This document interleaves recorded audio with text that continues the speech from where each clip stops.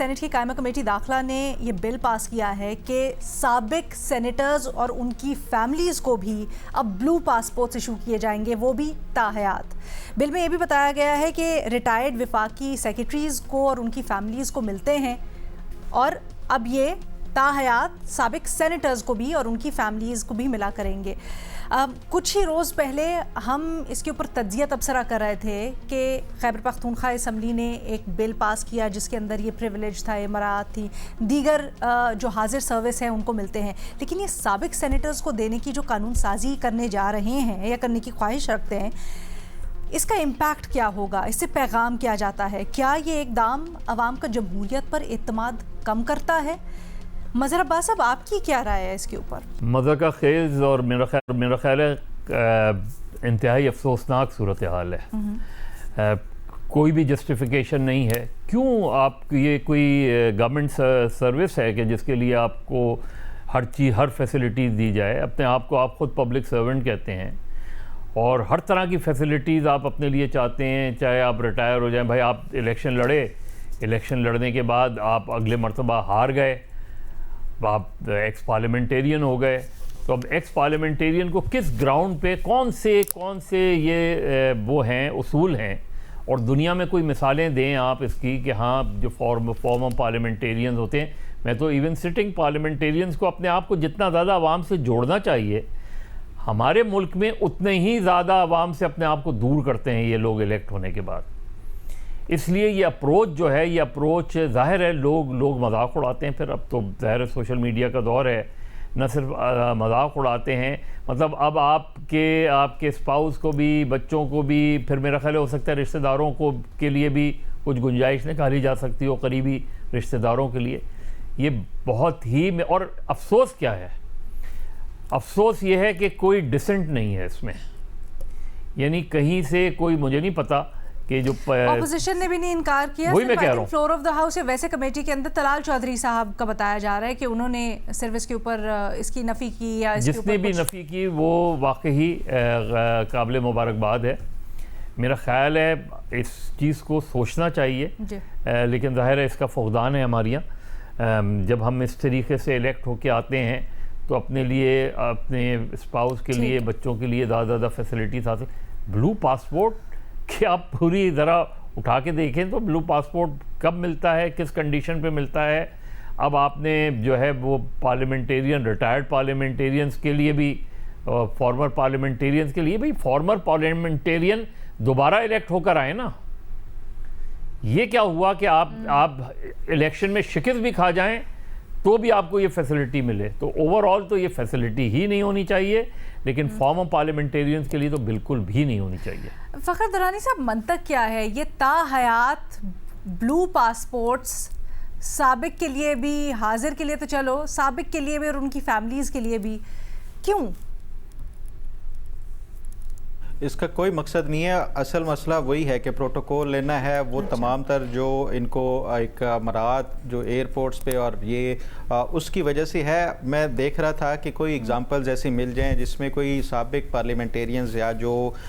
Retire ہو چکے ہیں ان کو بھی کوئی تاحیات جو ہے اس طرح کا آفیشیل یا بلو پاسپورٹ دیا جائے۔ مجھے ایسی کوئی اگزامپل نہیں مل رہی۔ جو سرونگ کے لیے ہے وہ اگزامپلز ہیں، بھارت ہے، یو کے ہے، جرمنی ہے، یہ اس طرح کے ممالک ہیں، اور وہ بھی تب یہ آفیشیل پاسپورٹ یوز کرتے ہیں جب وہ آفیشیل پرپس کے لیے کوئی دورہ کر رہے ہوتے ہیں۔ اگر کوئی پرسنل ان کا جو ٹور ہوتا ہے اس میں بھی جو ہے وہ آفیشیل پاسپورٹ جو ہے وہ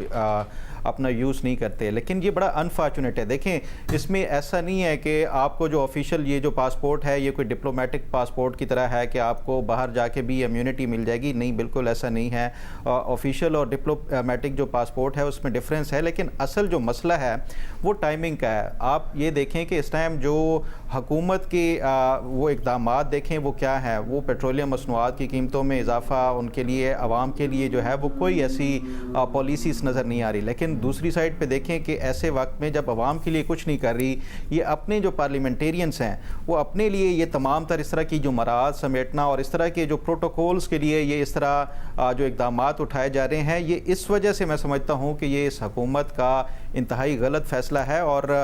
اس کے اوپر حکومت کو نہ صرف یہ کہ ریویو کرنا چاہیے، بلکہ میں آج دیکھ رہا رہا تھا کہ وہ شاید جو شفیع جان پہلے اب ان کی کابینہ سے منظور ہو گیا، اس کے بعد انہوں نے پبلکلی میڈیا پہ آ کے کہا ایسا کچھ ہے نہیں، صوبوں کے جو ہے وہ اختیار میں نہیں ہوتا آفیشیل پاسپورٹ کے حوالے سے، لیکن آج پھر ان کا بیان آیا ہوا تھا کہ وہ کچھ چیزیں جو کہ اس سے ریلیونٹ نہیں ہے صوبوں سے، ان کو دوبارہ سے ہم ریویو کر کے ریوائز کیا جائے گا، تو یہ جو نظر ثانی وہ کیا جائے گا، تو یہ بڑا انفارچونیٹ ہے جو حکمران جو اشرافیہ ہے ان کی ترجیحات، اس سے ایک چیز جو ہے وہ عوام کو جو میسج جاتا ہے وہ میں سمجھتا ہوں کہ وہ کوئی پازیٹیو نہیں ہے اور کوئی ایسا نہیں ہے جس کی وجہ سے اس حکومت کی کوئی تعریف کی جائے۔ عمر چیمہ صاحب، بنیادی سوال کا تو آپ جواب دیں گے، سر یہ ہمیں تھوڑا سا سمجھائیں، بلو بلڈڈ تو سنا تھا، یہ بلو پاسپورٹ کیا ہوتا ہے اور اس کے کیا فائدے ہوتے ہیں جو تمام پارلیمنٹیرینز کو یہ چاہیے تا حیات؟ بس یہی ہے کہ جنہیں اپنے بلڈ پر شک ہوتا ہے وہ کہتے ہیں کہ ہم بلو پاسپورٹ لے لیں، تو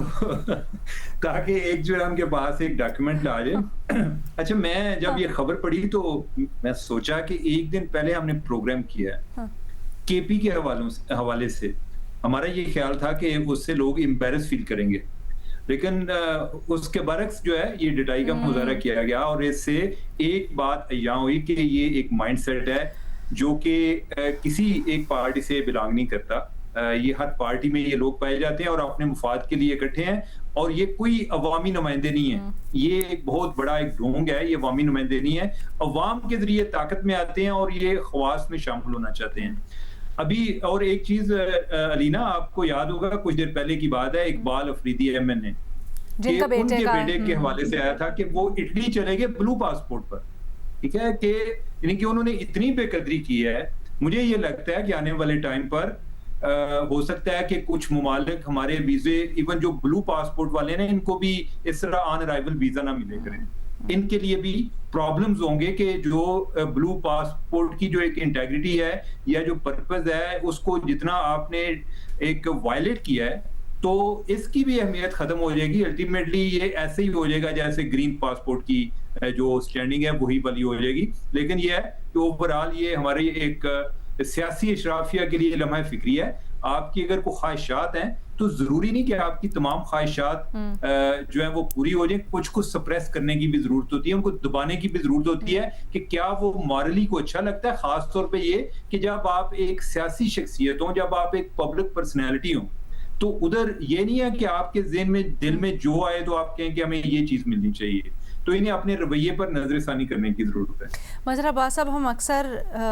اس شو میں آن ریکارڈ آف ریکارڈ جمہوریت کے اوپر بات کرتے ہیں، سیاستدانوں کے اوپر بات کرتے ہیں اور کس طرح سے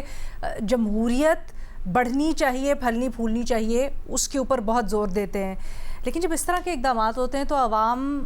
بڑے ڈس اپوائنٹ بھی ہوتے ہیں، اور حال ہی میں جس طرح سے اسمبلی سے چاہے وہ انفلکس ہو غیر ضروری قانون سازی کا یا پھر اس طرح کے اقدامات ہو جو کہ بڑی پرسنل اسپیسیفک اور اپنے مفادات کے لیے قانون سازی ہو، تو یہ کیا پیغام دیتی ہے اوور آل ہمارے سیاستدانوں اور ان کے کانڈکٹ سے متعلق؟ یہ پیغام یہ دیتی ہے کہ ہم ان ڈیموکریٹک ہیں، ہم ڈیموکریسی کا نام بدنام کر رہے ہیں، ہم پولیٹکس کو بدنام کر رہے ہیں۔ یہ سارے لوگ جو جمہوریت کا راگ الاپتے ہیں، یہ سارے لوگ جو اپنے آپ کو ڈیموکریٹ کہتے ہیں، یہ ذرا پڑھیں تو کہ دنیا میں ڈیموکریسی فلرش کیسے کرتی ہیں اور جن ممالک میں کرتی ہیں وہاں کیا ٹریڈیشنز ہیں، یعنی صرف ٹریڈیشنز ایک پارلیمنٹیرین کی حد تک نہیں، آپ صرف ہاؤس آف کامنز کی جو جہاں بیٹھتے ہیں ممبران، صرف اس کی سٹنگ ارینجمنٹ دیکھ لیں ٹھیک، اور آپ اپنے پارلیمنٹ کی سٹنگ ارینجمنٹ دیکھ لیں، آپ کو پورا کلاس ڈفرنس پتہ چل جائے گا کہ وہاں وہ نظر آتا ہے کہ وہ صرف کام کرنے آتے ہیں، صرف ان کا پرپز یہ ہے، وہ بالکل ایک دوسرے سے جڑے بیٹھے ہوئے ہوتے ہیں، ان کا پرپز بالکل آمنے سامنے بیٹھے ہوتے ہیں، ان کا پورا پرپز یہ ہوتا ہے کہ how to serve the people. ادھر یہاں جو ہے، یہاں ایک لگتا ہے کمفرٹ زون میں آ جاتے ہیں۔ آپ دیکھ لیں، آپ اپنی حاضری دیکھ لیں پارلیمنٹ کے اندر، آپ پریولیجز دیکھ لیں، اپنے پریولیجز موشنز دیکھ لیں، اس کا وہ دیکھ لیں، اور پھر یہ مرات، یعنی جب کہ آپ کو وہ مرات، اور کس وقت آپ نے یہ مرات حاصل کر رہے ہیں، جب لوگوں پہ بوجھ ڈال رہے ہیں، آپ لوگوں پہ پیٹرول کا بوجھ ڈال رہے ہیں، لوگوں پہ بجلی کا بوجھ ڈال رہے ہیں، آگے جلدی سے یہ پورا یہ ان کو دیکھتے ہوئے ڈیموکریسی کو بدنام کیا جاتا ہے، یہ لوگ ٹو بی ویری آنیسٹ یہ جو پاکستان کی مین سٹریم پولیٹیکل پارٹیز ہیں ان کا پورا اسٹرکچر جو ہے اگر آپ دیکھ لیں تو وہ ڈیموکریسی سے کوسوں دور ہے. نہ ان کے یہاں الیکشنز ہوتے ہیں اس طرح, نہ ان کے یہاں پارٹی اس اور طریقے جو رہی صحیح کثر ہوتی ہے وہ اس طرح کے اقدامات اس طرح کے اقدامات. سر مجھے بریک لینی ہے, بریک پہ جانے. فخر کافی دیر سے ہاتھ اٹھا رہے ہیں. فخر please as short as possible. بس آپ بالکل آپ یہ پوچھ رہی تھی کہ گرین اور بلو پاسپورٹ میں فرق کیا ہے اور یہ آفیشیل پاسپورٹ کے لیے اتنا زیادہ زور کیوں لگا رہے ہیں. دیکھیں کچھ عرصہ پہلے جو فارن آفس کے حکام تھے انہوں نے اسٹینڈنگ کمیٹی کو ایک بریفنگ دی تھی, اس میں انہوں نے بتایا تھا کہ یہ جو ہمارا نارمل جو گرین پاسپورٹ ہے اس کے ذریعے پاکستان جو ہے وہ کوئی 30 سے 33 ممالک ایسے ہیں جہاں پہ آن ارائیول جو ہے وہ آپ کو ویزا ایشو کیا جاتا ہے. اسی وجہ سے یہ سب سے لویسٹ اس میں چوتھے رینک پہ نیچے سے ہے پاکستان کا, جن کو سب سے کم ممالک جو ہیں وہ ایشو کرتے ہیں ویزا آن ارائیول. جو بلو پاسپورٹ ہے وہ اس وجہ سے یہ زیادہ تر جو پارلیمنٹیرینز بھی ہیں اب یہ ایشو کرانا چاہتے ہیں. اس کی وجہ یہ ہے کہ اراؤنڈ 70 ممالک ایسے ہیں جن پہ آپ کو جو ہے وہ پاکستانی بلو پاسپورٹ کے اوپر ویزا آن ارائیول مل جاتا ہے. یہ ایک مطلب اور پروٹوکول علیحدہ جب آپ مختلف امیگریشن سے پاس تھرو کرتے ہیں تو اس کے اوپر جو مراحت اور پروٹوکول ملتا ہے وہ علیحدہ.